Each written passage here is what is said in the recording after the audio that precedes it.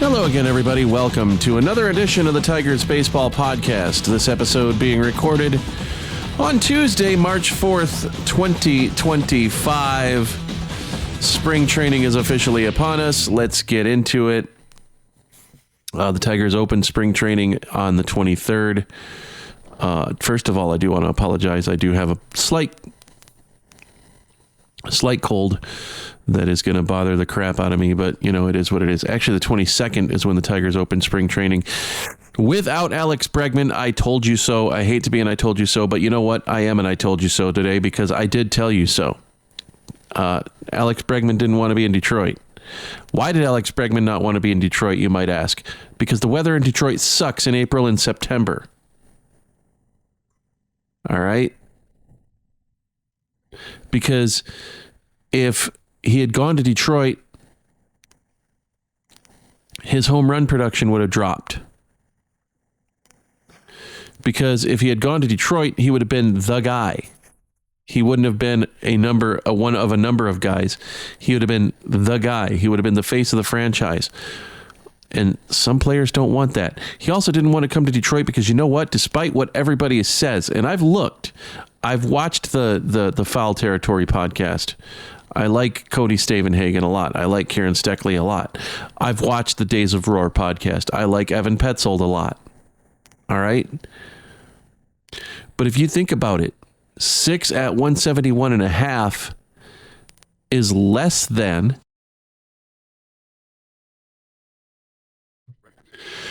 the deal that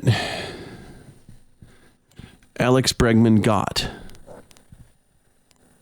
from Boston. The deal that Detroit offered him was 6 years at $171.5 million. That's right around $28 million and some change. And at that kind of money, you don't count the change. Now, Houston offered him 6 at $156. That's $26 million a year. His last year in Houston, he was making $30.5 million. Detroit wasn't competitive against anybody other than Houston. That's all they were competitive against. They weren't competitive against Boston. They weren't competitive. If they sit there and say, oh, we made a competitive offer. No, they didn't. Who did they compete against? Houston. And they knew he wasn't going to go to Houston because they wanted 6 at 150.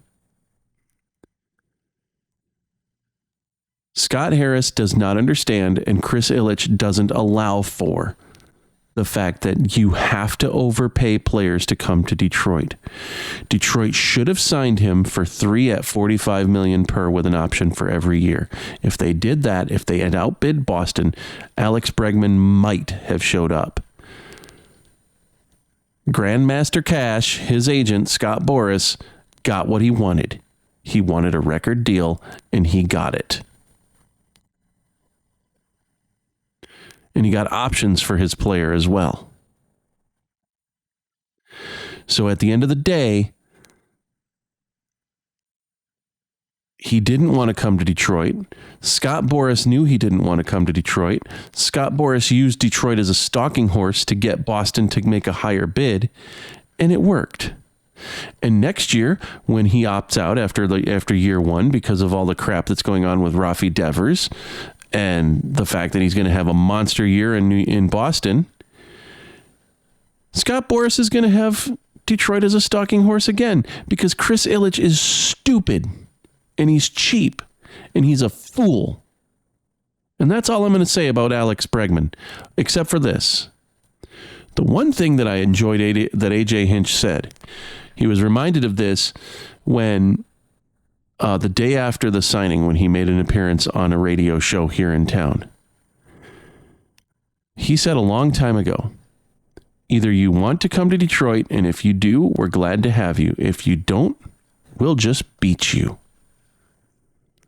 And I'm going to enjoy watching the Tigers beat Alex Bregman and the Red Sox every single year for the next 3 years, unless he opts out.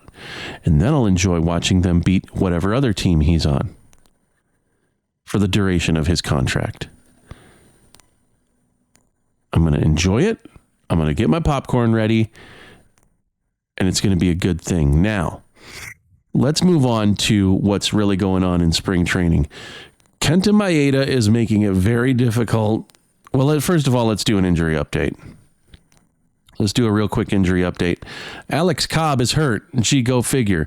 From pitchers and catchers reporting on February 12th, he was put on the 60-day injured list with what? Right hip inflammation. The same hip he had surgery on 2 years ago. He's got issues with again. Great signing, Scott. Amazing deal, Scott Harris. You did a good job there, buddy. Way to go. Should have left him on the couch. Could have signed Charlie Morton. Could have signed Justin Verlander. Could have signed Matt Boyd. Could have signed Max Scherzer.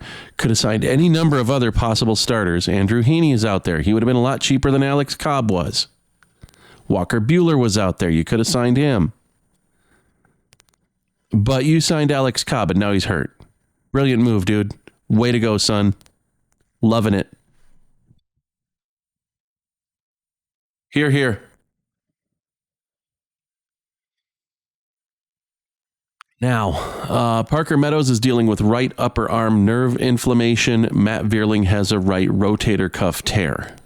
Matt Vierling will not be ready for opening day. Parker Meadows is probable for opening day, but they're not sure yet. Basically, what they're saying is they've got to get that nerve firing again, and he'll be able to resume baseball activities.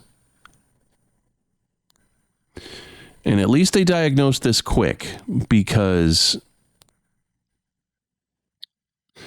this is something that could have gotten really, really protracted and it been a real big issue. Ask Bo Brisky. Ask Brendan White. I don't think that he needs to have the extreme procedure that they had, but it's a nerve inflammation. They're saying it's going to be that he's day to day. They don't want to put him on the injured list for any time, because then he's got to basically wind it down and ramp up again. And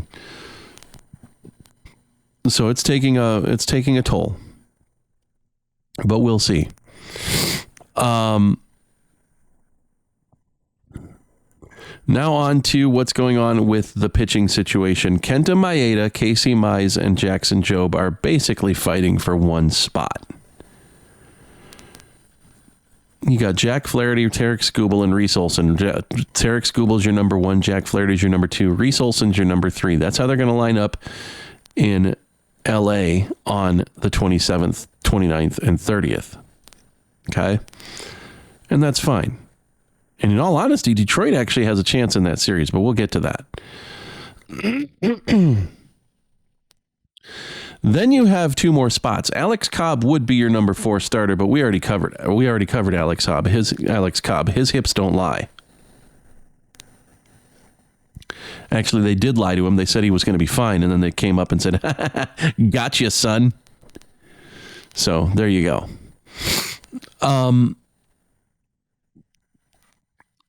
But if he comes back, you've got 1 spot. And it's between Jackson Jobe, Casey Mize, and Kenta Maeda right now. Now, Casey Mize is owed $2.5 million because of arbitration. Kenta Maeda is owed $10 million because of his contract. Jackson Jobe, if you break camp with him and you keep him up for the year, you get a compensatory draft pick. You get a free draft pick out of it. So, at the end of the day, you got to wonder what's the most important to Scott Harris and Jeff Greenberg. Kenta Maeda's looked good. Casey Mize has looked pretty decent. Jackson Jobe has looked like a rookie, but I think in the 5th starting spot, he would really shine for Detroit. He would do well for Detroit because there's no pressure on him at that point. Now, he's given up a couple of bombs, one to Henry Davis, and he gave up one in Sarasota the other day as well. It was an oppo job, and I can't remember who it was too. But other than that, he's pitched pretty well. His curveball's apparently looking really good. So he's going to make things difficult for AJ Hinch. The one person you're not going to hear from for the rest of the year is Matt Manning. Matt Manning made one appearance this spring so far as I know, and I've watched most of the spring training games. I think I've missed maybe 2.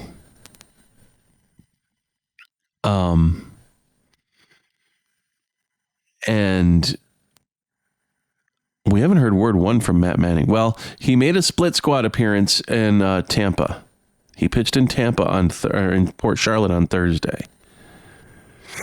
After pitching, he started in Port Charlotte on Thursday after pitching in the opener following Kenta Maeda. And when he pitched in the opener, he didn't look good.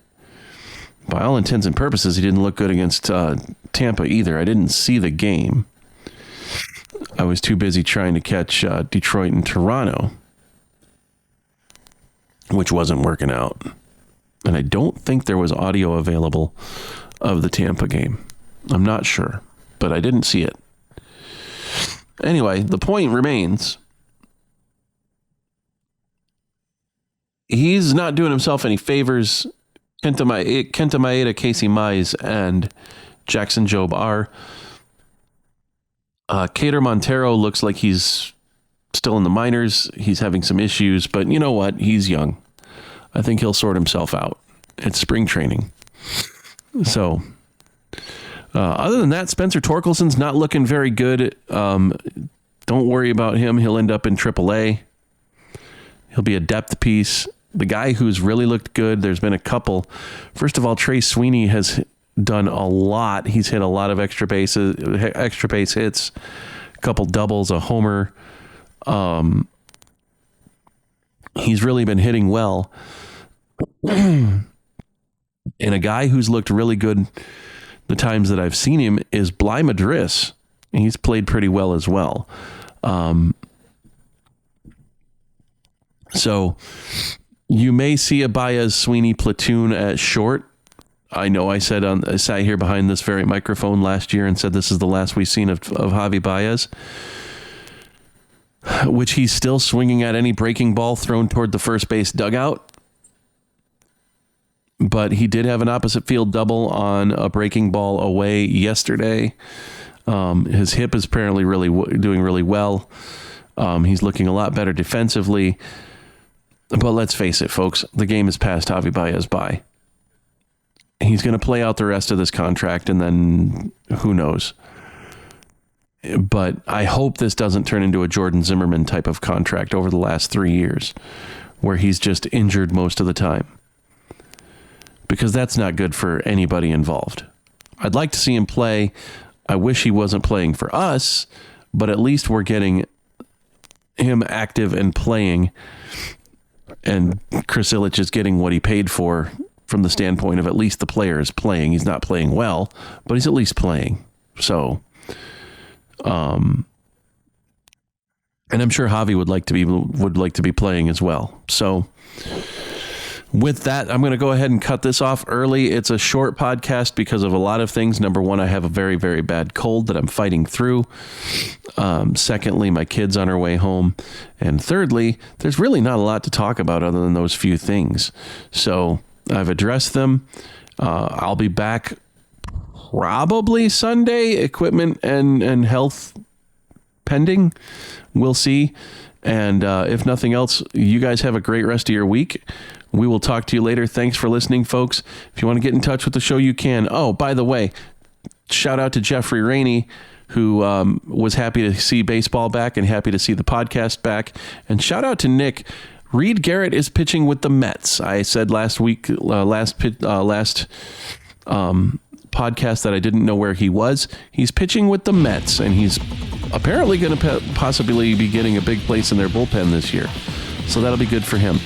With that, we're going to go ahead and cut it off. If you want to get in touch with the show, you can. TigersBaseballPodcast@gmail.com. It's the world's longest email address. I'm proud of that. At TB Podcast at TB Podcast at tweezcake.social on Mastodon, and Twitter is at Podcast Tigers. Thanks for listening, everybody. We'll catch you soon. Go Tigers.